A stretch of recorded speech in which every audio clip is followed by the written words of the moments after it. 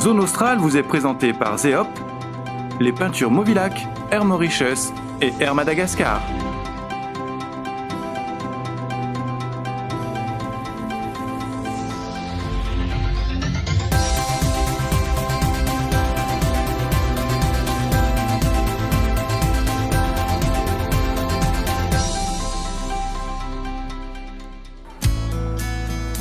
La civilisation khmer a laissé des empreintes partout dans son pays.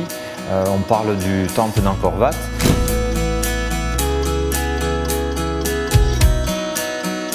Et malheureusement, la guerre a effacé beaucoup de cette mémoire de la pierre.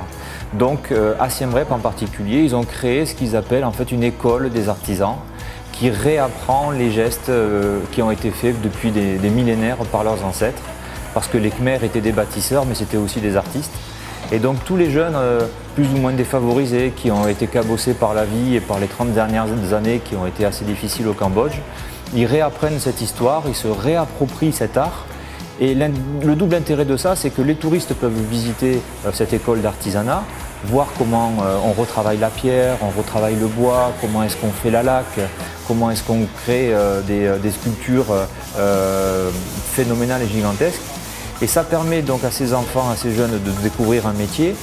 Et ensuite, cette connaissance, il la redonne, il la restitue au temple historique. Puisqu'il faut savoir que maintenant, ces jeunes qui ont été formés seront les premiers artisans qui vont réhabiliter les vieilles pierres du temple d'Angkor Wat, par exemple, puisqu'il y a eu énormément malheureusement de casse.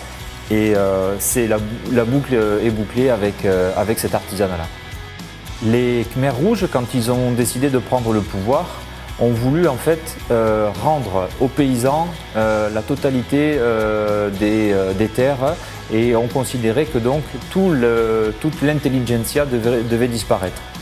Donc ce qui s'est passé, c'est que tout simplement tous les lettrés, tous les gens cultivés, tous les gens qui étaient à l'école ou qui professaient ont été les premiers tués.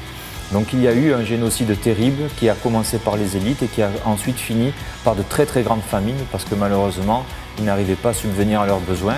Cette empreinte très forte des Khmers rouges a conditionné l'envie du pays, du Cambodge, de sortir par le haut en formant les enfants, en formant cette jeune élite à reprendre les rênes de leur futur. Et le tourisme passe par là. Et pour eux, c'est quelque chose de très important et ils nous le font ressentir tous les jours. Angkor Wat, c'est un temple complètement ensorcelant. Vous avez Angkor Wat, vous avez Angkor Thom, vous avez le fameux temple de Bayonne avec les fameux visages sculptés.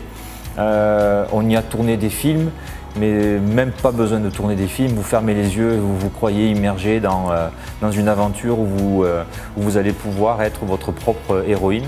Les temples sont très beaux, ils ont été admirablement conservés. Ils ont laissé les arbres s'approprier ces fameux temples.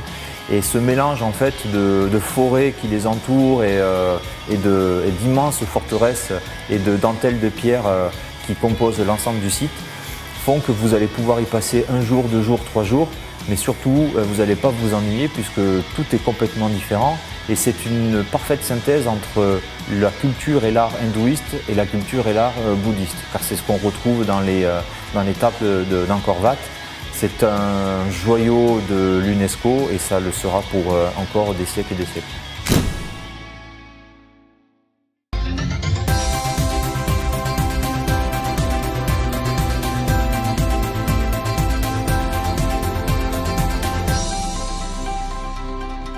Zone Australe vous a été présentée par Zeop, les peintures Movilac, Air Mauritius et Air Madagascar.